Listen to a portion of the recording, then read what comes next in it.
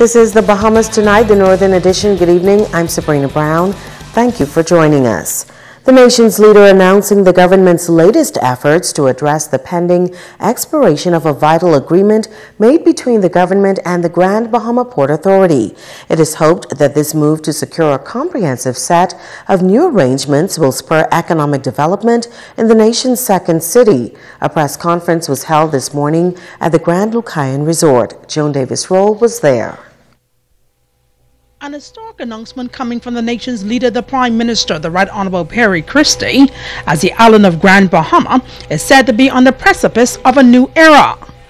This as certain provisions of the Hawksbill Creek Agreement with respect to exemption on business license fees and real property tax are due to expire in August of this year. I have called this press conference to announce a timely, significant intervention which my government is making with a view to charting a path forward to positively impact economic growth in Grand Bahama within a framework suited to the present and the future, and that has also given due regard to the provisions of the Hawksbill Creek Agreement.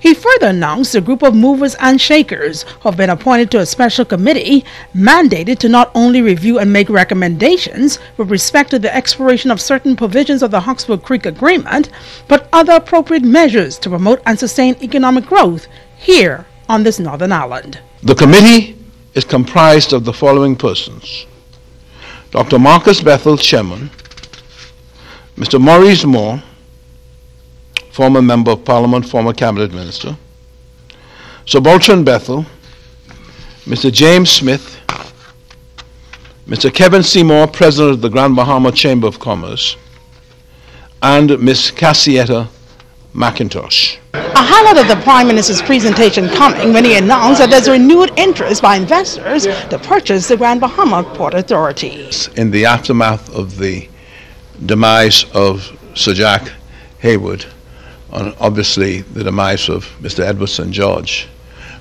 there are entities from around the world who are continuing to express an interest in the purchase of the Grand Bahama Port Authority, and that one of the assistance that this committee will be able to render to me as Prime Minister and Minister of Finance and to the government of the Bahamas will be of immense value, even though that is not within their terms of reference, in the event of some purchaser manifesting in the immediate future an intention to purchase. We would want to ensure that we are transparent, we are open in all that we do, we're sharing with the Bahamian people what is happening, because there is a lot at stake here in Grand Bahama.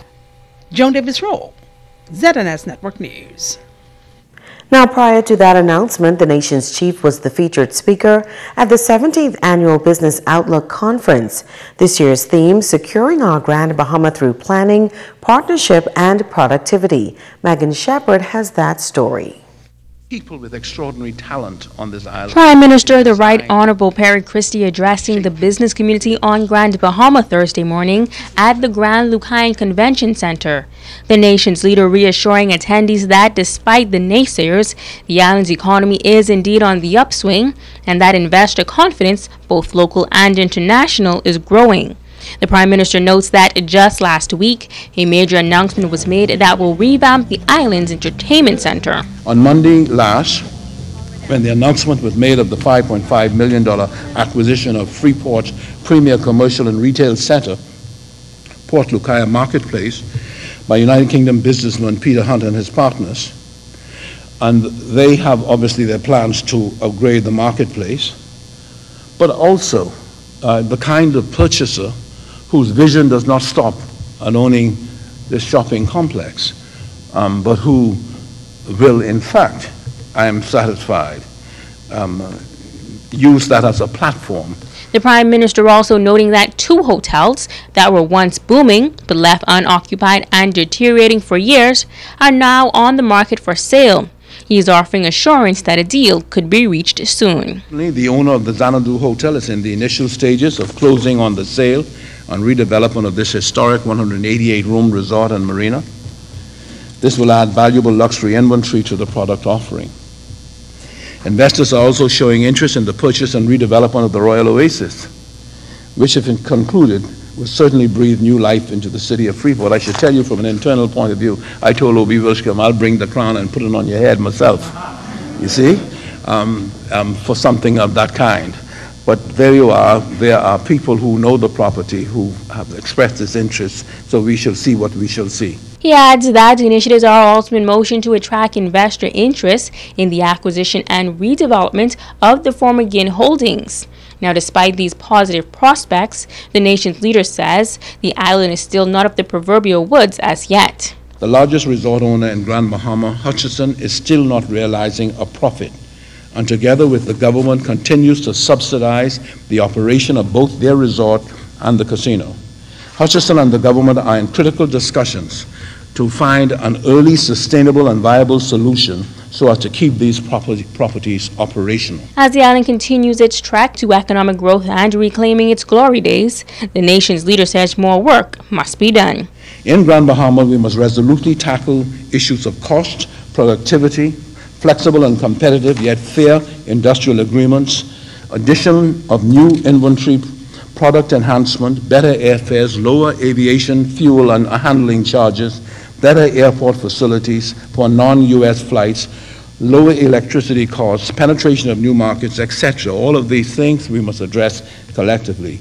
These are all matters which the government and private sector partners must resolutely address. Megan Shepard, ZNS Network News. President of the Grand Bahama Port Authority, Ian Roll, also addressing the business outlook today. Roll says that the Port Authority's vision plan is based on two words, growth and impact, which will be achieved through creating critical mass.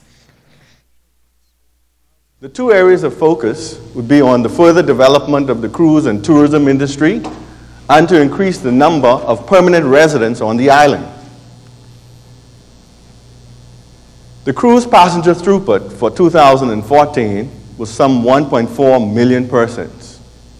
Our goal is to cause that number to double within 5 years. He says cruise line executives have noted that the cruise experience in Freeport must be improved and more attractions should be introduced. He says the Port Authority is now considering various new attractions to cause existing cruise ships to increase their service and cause new ships to come to Freeport.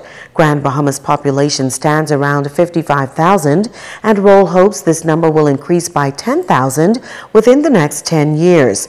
But when it comes to increasing mass on land, he says the help of the government is needed. Certain immigration policies need to be tweaked. For instance, if somebody purchases a unit or a business for $500,000 or more, they should receive economic resident status, giving them the right to work in their own business. And this same status should be granted to direct family members. Where are these people coming from? These persons are going to come from high tax zones, persons escaping religious victimization, persons from countries that are in political turmoil, and persons from countries that want to escape the harsh winter storms. Bahamians are among the first group of candidates hoping to become international cruise ship crew members through a joint effort between the Bahamas Paradise Cruise Line and the Bahamas government. As they prepare to begin their intense training process, the Minister of Tourism gave them a special charge. The introduction of the new Grand Celebration cruise ship presented new opportunities for Bahamians to be a part of the cruise industry. Following their orientation and initial training session on board the vessel, the 50 potential seafarers heard an inspiring and thought-provoking message from Minister of Tourism O.B. Wilshcombe. You will determine where we go from here. You will determine whether or not other Bahamians will be given the opportunity. You will determine whether or not the industry begins to change because of you. The truth is, the cruise industry has been tremendous to the Bahamas. We welcome more than 4 million cruise passengers to the Bahamas a year. No one else in the Caribbean does that. And we continue to see cruise vessels coming to our nation, the biggest, the most luxurious, all coming here because of what God gave us. Minister Welshcombe told the young people about his personal experience of how he was determined to be a broadcaster from a young age. He eventually became the youngest news reporter when he was hired by the Broadcasting Corporation and moved up the ranks to assistant general manager before entering politics. He said they too can realize their dreams. All of you who sit here have dreams. If you want a job, then you're in the wrong place. If you want a career, then you're starting the right place. You're starting with the right thoughts about what I need to do. If you're just looking for a paycheck, then you're making a mistake. You have to put your heart and your soul into whatever you do. You've got to want to serve. And in serving, you get your joy.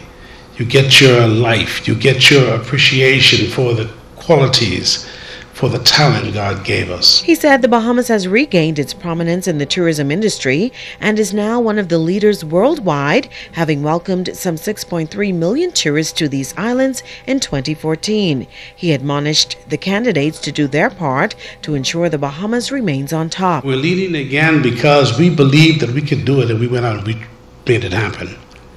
And all the team members who work in China, team members who work in London, team members who work in the United States, team members who are in Latin America, all Bahamians out there working every day to get people to come to our country. These cruise lines bring millions of visitors. So you must do your part to ensure that when they come here, when they come on the vessel, that they know I'm amongst a great family. The truth is we want the best. And I've asked this company to ensure that we demand the best of you. I'm asking them to make sure that you're delivering the highest quality of service. The tourism minister charged the future cruise ship workers to represent their country well. When you get here, people should know that you're Bahamian. They should know that you're Bahamian not because you say it, but because you live it. President of the Bahamas Paradise Cruise Line, Charlie Kinnear, is excited about the opportunity to help Bahamians to engage in fulfilling careers in the cruise industry. We are well on our way to getting these people qualified and ready to come on board working on not only our ship, but any ship in the world. So there's an intense training program that they're about ready to go through, and we were honored today to have them on board. They toured the crew areas. They met with the crew so that they can understand what it is to actually have a career as a seafarer. Stay with us. There's more news after this. Bringing news that matters to you. You're watching the Bahamas Tonight Northern Edition. Welcome back.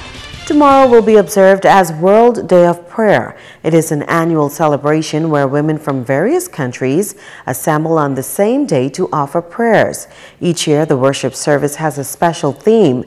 This year, the service was written by the Bahamas National Committee, and the Bahamas will be the focus of this global event. Several prayer services are planned for tomorrow. At 5 a.m., there will be a service at St. Paul's Methodist Church. At noon, there will be a service at Calvary Temple. And at 7:30 p.m., the World Day of Prayer service will take place at the Pro-Cathedral of Christ the King. This year's theme, Jesus said to them, "Do you know what I have done for you?" To you, pardon me. The National Arts Festival continuing on Grand Bahama, and even though the competition is just getting started, some schools are already receiving high marks, while others are just excited to be a part of the competition. Shashina Roll reports.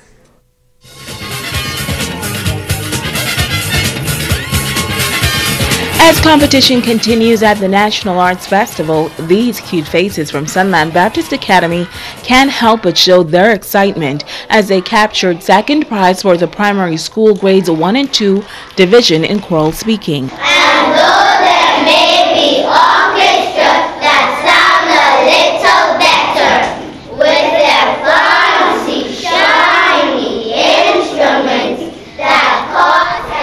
and capturing first prize in the same category was Sunland Baptist Academy with this performance. He caught the mosquito, he caught the flea, he caught the minnow, but he didn't catch me.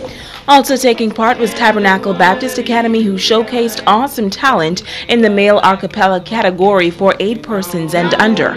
These students definitely brought good news to the competition. And fill my heart with joy. One day while I was walking down the lonesome road, saying, I truly thank God I nearly scared. Mary Star Catholic Academy Senior A Cappella Ladies Group made their presence known.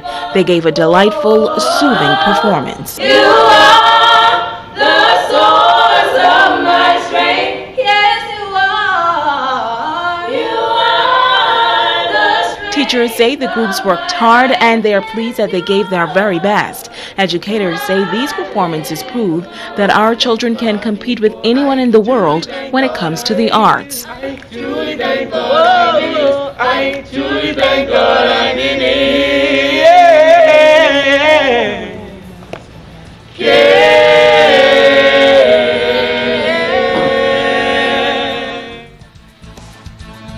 And stay with us. Sports is up next with Ricardo Lightborn.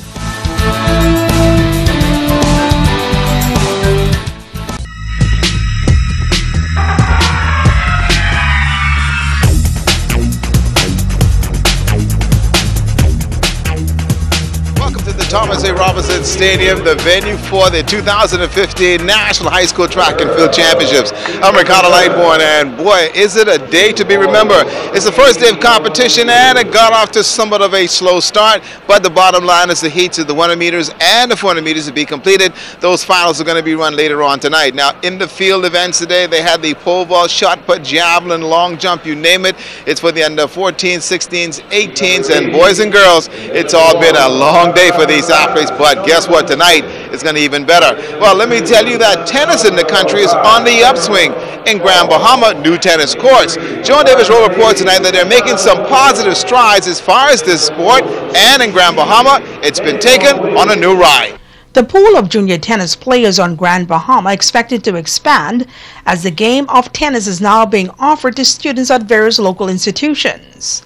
The program is being held at the new tennis courts at the YMCA. Tennis coach Godfrey Gullibo says the tennis momentum is building, as this is one of the most exciting times for the sport. We now have tennis in the schools. We have the school bus the kids in here at the Y, and we give them lessons.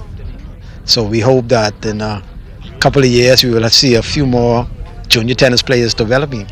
Tennis, Bo says, has and continues to provide more educational opportunities for youngsters. Most of our past junior players has went away on tennis scholarships, and every couple of years we have players from the Bahamas go to colleges on tennis scholarships. So it opened doors for doors. Yes, it's a door opener. Bo says not only would he like to see more schools participating in the program, but he, along with a local parent, is calling for more parents to get involved in the program to ensure its success. I would like for the parents to get more involved in their, in getting their kids to the tennis court and giving them that opportunity to see if tennis is the sport for them. I would say to other parents, it's a tremendous opportunity. It's good for their children's general health. It's good for them to have a sense of camaraderie, to meet other young children, and there are many opportunities in tennis, collegiately and otherwise. John Davis Rowe, ZNS Total Sports. Now, the first day of competition this year's Track and Field Championships has been simply a whirlwind. As you do know, this is a qualifying event for the Carifta Track and Field Championships in St. Kitts later on this year. But the bottom line is these kids are coming from as far south as Inagua and Grand Bahama, all competing and really enjoying what has been a wonderful day. Now, as far as tonight, remember, we have the finals of the 400 meters as well as the 100 meters. Those are going to be carried live on the ZNS Television Network, and highlights from the field events and what happened here at the track. So until then, I'll see you tonight at 8 o'clock. That's your sports. Have a good one.